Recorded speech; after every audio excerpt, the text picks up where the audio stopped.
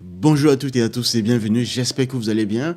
Aujourd'hui, nous allons voir ensemble une réflexion très profonde sur l'intelligence artificielle et cela va vous permettre de comprendre les vrais enjeux autour de l'IA, notamment au sein des grandes entreprises véritablement qui conçoivent des programmes dont vous n'avez même pas idée de ce qui se trame réellement en coulisses. Et cela va être très utile pour vous parce que derrière cette question-là va en découler plusieurs autres questions, plusieurs implications, à savoir, est-ce que l'IA est-elle infinie? Est-ce que du coup la question de la super-intelligence, est-ce qu'elle a réellement lieu de se poser? Et derrière, bien sûr, la question qui vous préoccupe le plus, à savoir le remplacement de vos métiers, de votre place dans la société par des solutions d'intelligence artificielle. Donc avant de continuer, likez, abonnez-vous et partagez massivement cette vidéo parce que je pense qu'elle est d'intérêt public et ça permettra bien sûr à vous autres également et à celles et ceux qui auront cette vidéo de comprendre les vrais enjeux autour de l'intelligence artificielle. Pour celles et ceux qui me découvrent, je m'appelle Gabriel, je suis ingénieur IA et expert dans ce domaine et je ne fais pas cette vidéo pour avoir des vues. Voilà, je le dis d'emblée et c'est aussi la raison pour laquelle je ne fais pas de vidéos tous les jours. Donc je vous demande justement de partager lorsque cela est nécessaire.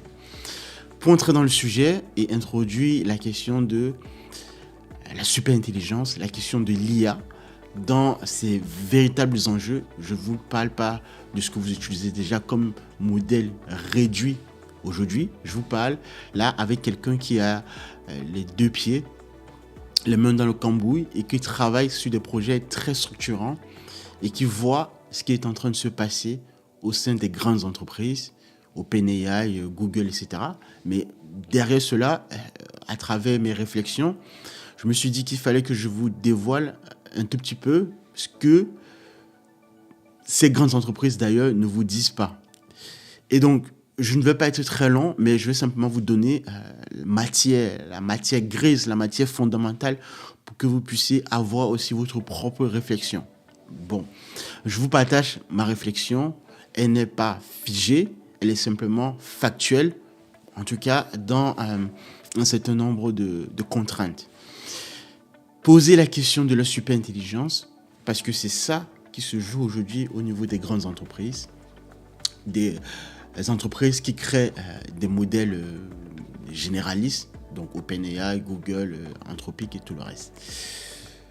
Cette question-là, elle est essentielle pour ces entreprises parce que c'est ça qui va déterminer le futur et la position des entreprises de demain sur l'intelligence artificielle. Parce que derrière cela, vous allez avoir quoi? Vous allez avoir le contrôle total, je dis bien total, si voilà, un acteur sur le marché arrive à mettre sur pied une super intelligence, cet acteur en question va avoir le contrôle total du marché avec sa super intelligence. Mais pour qu'on en arrive là, il va falloir encore des années, je précise bien des années. Il y a peut-être encore des siècles. La super intelligence, ce n'est pas pour tout de suite, mais les choses sont en train d'avancer à grande vitesse, à grands pas. Pour vous expliquer ce qu'on entend véritablement de la super intelligence, je dois faire un petit parallèle ici avec un peu de physique scientifique, la physique moderne, sur la question de l'expansion et l'infini potentiel de l'univers. Aujourd'hui, par exemple, on le sait, c'est établi, on est beaucoup plus dans l'idée que l'univers est infini que fini. D'accord? Même s'il y a encore des réfractaires à l'idée que l'univers sera infini. Mais on est beaucoup plus dans cette potentielle certitude de l'infini de l'univers que dans la finitude de l'univers.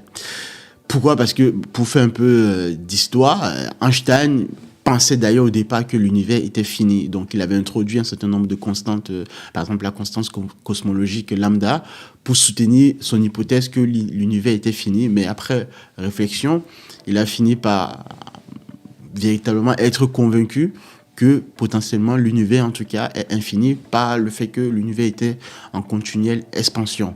Pourquoi? Parce qu'en fait, dans son modèle de départ, évidemment, le fait de prendre en compte la constance cosmologique, ça permettait de bloquer l'hypothèse à l'univers statique, donc à l'univers fini. Mais lorsque il a enlevé cette constante en question et qu'il a appliqué la théorie générale à l'univers tout entier, il s'est rendu compte que, en fait, l'espace-temps était courbé justement par la masse, par la présence de la masse et de l'énergie. Et ce sont ces deux justement facteurs qui créent le pli, la courbure de l'espace-temps. En gros, c'est comme si, enfin, c'est pas comme si, c'est exactement la métaphore selon laquelle la matière va dire à l'espace-temps comment se plier, comment se courber, et l'espace-temps va dire à la matière comment se mouvoir dans son espace-temps.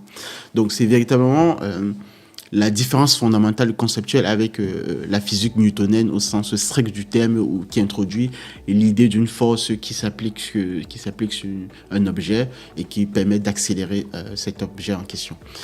C'est très essentiel de comprendre le départ de ce qui a permis l'avènement à l'idée selon laquelle Einstein et bien d'autres scientifiques auparavant, bien sûr, avaient déjà plus ou moins admis l'idée selon laquelle l'univers était infini.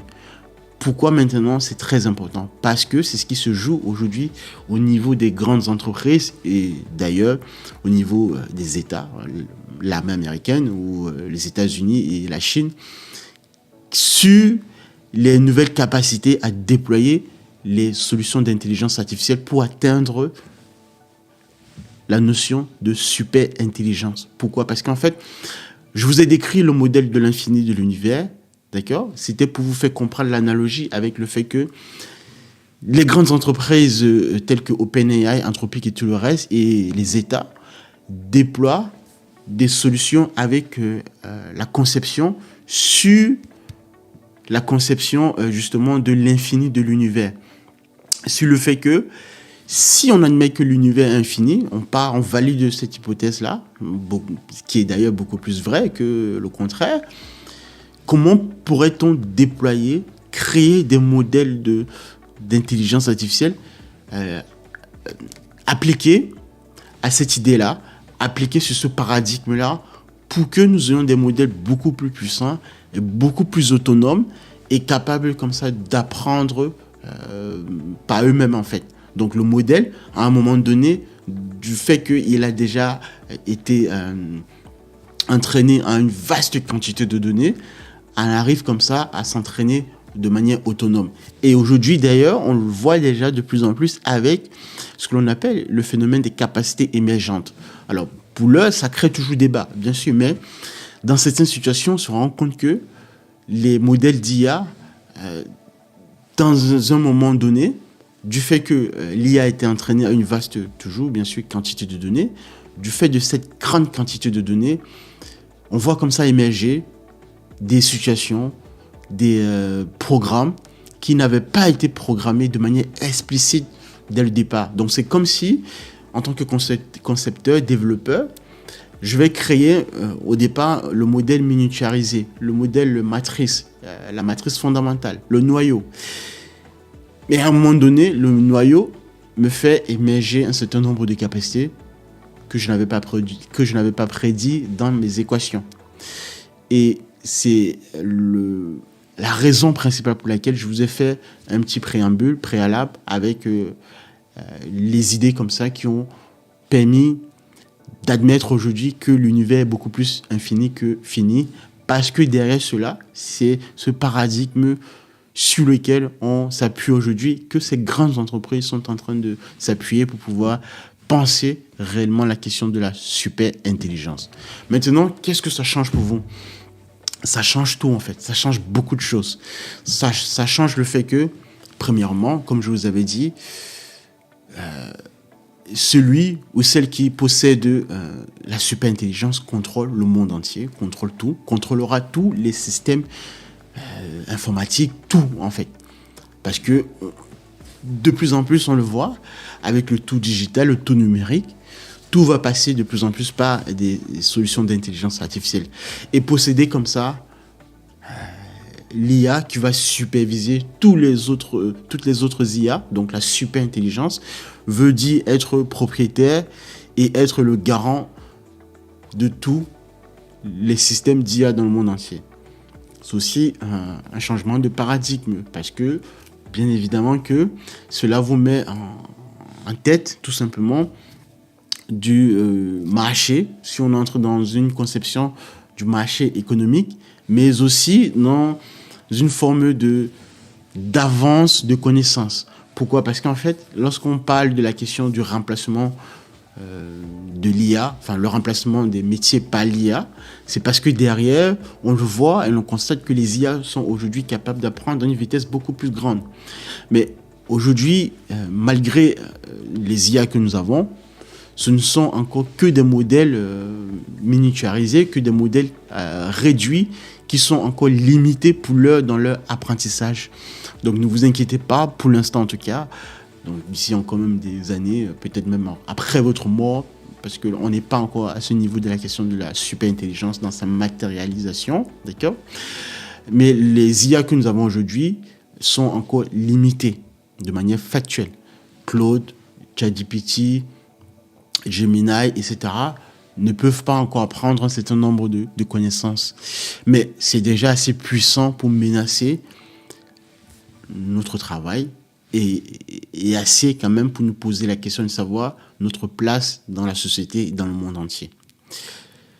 La question de la super-intelligence, bien que étant encore loin, bien que nécessitant encore des années pour pouvoir être vraiment tangible, toujours est-il que ce qui se joue réellement dans la super-intelligence, c'était ce paradigme, ce lien avec la notion de l'infini de l'univers, parce que c'est ce qui est en train de se construire derrière, comme ça, en coulisses, pour mettre sur pied des systèmes IA beaucoup plus intelligents et beaucoup plus autonomes et puissants, tout simplement.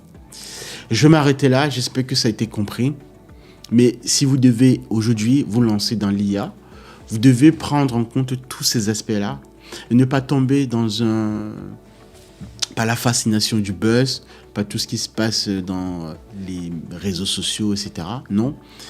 Étudiez réellement cette question, pensez réellement l'IA, parce que je vous garantis que des grandes entreprises telles que Palantir ou la NSA aux États-Unis sont véritablement dans cette idée et paradigme de l'infini de l'univers appliqué à la mise sur pied des solutions d'intelligence artificielle pour atteindre la super intelligence.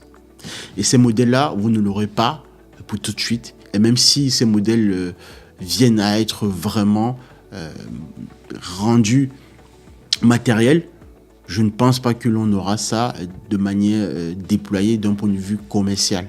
Ce sera de la prérogative des États d'ailleurs, et en tout cas un certain nombre d'acteurs privés.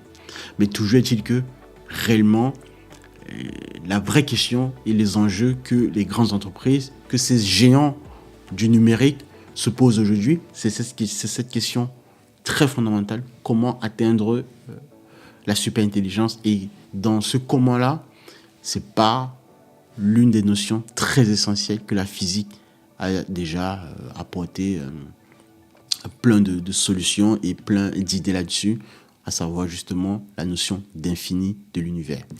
Merci de m'avoir suivi, j'espère que ça a été instructif pour vous. Si ce n'est pas le cas, en tout cas, informez-vous à nouveau et réellement pensez la question de l'IA de manière sérieuse. Je vous dis au revoir, abonnez-vous et likez, on se retrouve à la prochaine. Merci de m'avoir suivi. Au revoir.